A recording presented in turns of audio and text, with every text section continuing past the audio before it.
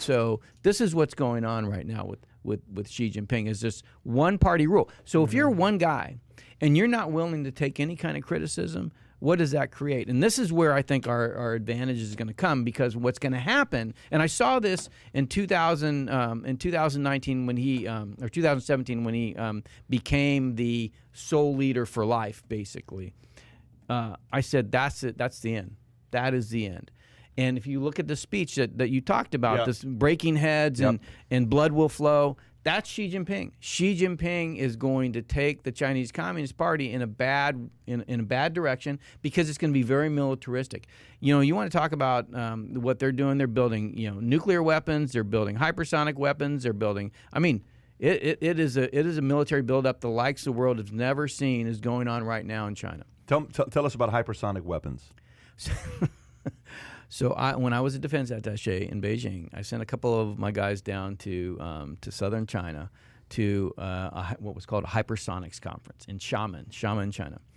And they go down there. And there's like 700 Chinese in a room listening to a NASA scientist talk about how to build hypersonic missiles. Let me tell you what I just pulled up. Okay, go to Google, type in hypersonic weapons. Hypersonic weapons fly at least 5 times the speed of sound. Let me say, did you hear what I just said? Mm-hmm. They fly 5 times the speed of sound, have unpredictable flight paths, and are expected to be very difficult to defend against. The Department of Defense is developing hypersonic weapons and technologies with support from other agencies. So they're spending time learning from America on how to build hypersonic weapons. So the guys go up to the NASA scientists and they're like, do you guys know what you're doing? I'm like, yeah, it's science.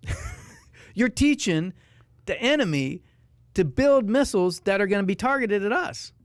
I'm like, what are you talking about? How is that not, like, how do people logically not understand that? Like, what? Like, who even approves that? But what I'm trying to say is, who even approves that meeting? Oh, so, I mean, technically at the time, it wasn't okay for a NASA scientist to go over there themselves. And so what they did is they arranged for some kind of contract. So they go over as a contractor, not really as a NASA official.